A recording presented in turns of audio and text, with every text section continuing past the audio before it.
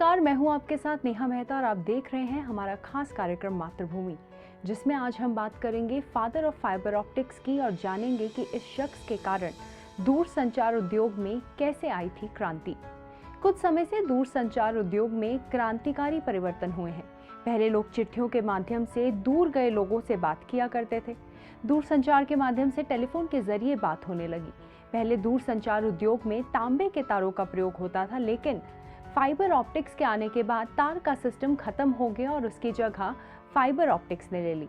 Fibre optics संचार प्रणाली के दूरसंचार उद्योग में क्रांतिकारी परिवर्तन किया है और सूचना युग के आगमन में एक प्रमुख भूमिका निभाई है।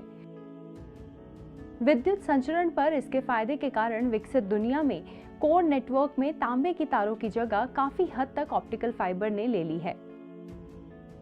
ऑप्टिकल फाइबर एक लचीला पारदर्शी फाइबर है जो मानव बाल की तुलना में थोड़ा सा मोटा व्यास में ग्लास यानी कि सिलिका प्लास्टिक को खींचकर बनाया जाता है। ऑप्टिकल फाइबर का उपयोग अक्सर फाइबर के दो सिरों के बीच प्रकाश संचारित करने के साधन के रूप में किया जाता है। फाइबर ऑप्टिक्स का दूरसंचार उद्योग में एक व्यापक उपयोग मिलता है, जहां वे बिजली की तुलना में लंबी दूरी पर केबल पर डेटा ट्रांसफर दर की अनुमति देते हैं। इसे बनाने के लिए धातु के तारों के बजाय रेशों का उपयोग किया जाता है, क्योंकि सिग्नल उसके साथ कम नुकसान के साथ यात्रा करते हैं। इसके अलावा फाइबर विद्युत चुंबकीय हस्तक्षेप से प्रतिरक्षित होते हैं। धातु के तारों से चुंबकीय हस्तक्षेप की समस्या बनी रहती थी। फाइबर का उपयोग रोशनी और इमेजिंग के लिए भी किया जाता है और अक्सर बंडलों में इसे लपेटा जाता है ताकि उसका उपयोग प्रकाश में या छवियों को सीमित स्थान से बाहर ले जाने के लिए किया जा सके, जैसा कि फाइबर स्कोप के मामले में होता है। विशेष रूप से डिजाइन किए गए फाइबर का उपयोग कई अन्य अनुप्रयोगों के लिए भी किया जाता है। उनमें से कुछ फाइबर ऑप्टिकल सेंसर और फाइबर लेजर हैं। Father of fibre optics Narinder Singh Kapany फ्रेग एक भारतीय अमेरिकी भौतिक वैज्ञानिक थे, जिन्हें फाइबर ऑप्टिक्स पर अपने काम के लिए जाना जाता था। उन्हें फाइबर ऑप्टिक्स का आविष्कार करने का श्रेय दिया जाता है और उन्हें फाइबर ऑप्टिक्स का जनक माना जाता है। फॉर्च्यून के उनके नोबेल पुरस्कार योग्य आविष्कार के लिए उन्हें 7 20th सेंचुरी के अनसंग हीरोज में से एक नामित किया। उन्हें 2021 में मरणोपरांत भारत के दूसरे सर्वोच्च नागरिक पुरस्कार पद्म विभूषण से भी सम्मानित किया गया। उन्हें एक भारतीय आयुध निर्माणी सेवा अधिकारी के रूप में कार्य किया। उन्होंने भारत के पहले प्रधानमंत्री जवाहरलाल नेहरू द्वारा भारत के रक्षा मंत्री के वैज्ञानिक सलाहकार के पद पर भी पेशकश की गई थी। नरिंदर सिंह कपानी का प्रारंभिक जीवन और अनुसंधान। कपानी का जन्म 31 अक्टूबर 1926 को मोगा, पंजाब, भारत यानी तब के ब्रिटिश भारत में एक सिख परिवार में हुआ था। उन्होंने अपनी स्कूली शिक्षा देहरादून में पूरी की और आगरा विश्वविद्यालय से स्नातक की उपाधि प्राप्त की। 1952 में इंपीरियल कॉलेज ऑफ लंदन में उन्होंने अपनी आगे की पढ़ाई पूरी की।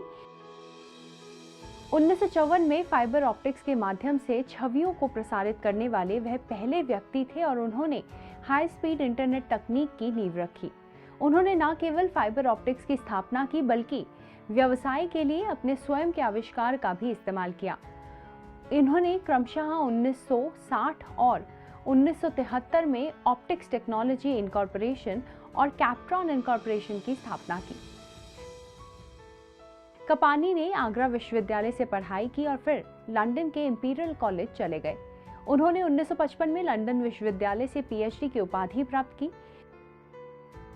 फाइबर ऑप्टिक्स के अलावा उन्होंने लेजर, बायोमेडिकल इंस्ट्रूमेंटेशन, सौर ऊर्जा और प्रदूषण निगरानी के क्षेत्र में काम किया। उन्होंने 1998 में USA pan Asia American chamber of commerce से द एक्सीलेंस 2000 अवार्ड प्राप्त किया।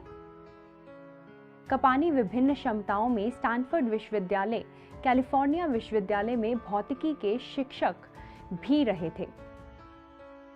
उन्होंने ऑप्टो इलेक्ट्रॉनिक्स और उद्यमिता पर 100 से अधिक वैज्ञानिक पत्र और 4 पुस्तकें प्रकाशित की। भौतिक विज्ञानी भी एक सिख कार्यकर्ता थे और उन्होंने सिख विरासत को संरक्षित करने के लिए काम किया। 29 दिसंबर 1967 को उन्होंने उनकी पत्नी सतिंदर कौर ने कैलिफोर्निया में सिख फाउंडेशन की स्थापना की, जिसमें सिख विरासत को संरक्षित और बढ़ावा देने के मिशन के साथ 2017 में इसकी 50वीं वर्षगांठ मनाई गई थी। 1984 की घटनाओं ने कपानी को परेशान कर दिया था और उन्होंने भारत में हो रही घटनाओं की व्याख्या करने के लिए अमेरिका में समाचार पत्र प्रकाशित करना शुरू कर दिया था। उन्हें 20वीं शताब्दी के 7 अनसंग हीरोज में नामित किया गया था, जिन्होंने 22 नवंबर 1999 के अपने बिजनेसमैन ऑफ द सेंचुरी अंक में फॉर्च्यून द्वारा दुनिया भर के लोगों के जीवन को प्रभावित किया था। आज के इस एपिसोड में इतना ही। अगले ऐसे ही एपिसोड में एक और प्रेरणादायी कहानी के साथ हम फिर से हाजिर होंगे। तब तक के लिए धन्यवाद। अगर आप भी लेना चाहते हैं देश दुनिया की तमाम जानकारी तो आज ही सब्सक्राइब करें हमारे चैनल को। साथ ही नीचे दिए बेल आइकन को जरूर दबाएं ताकि हर अपडेट आप तक पहुंच सके।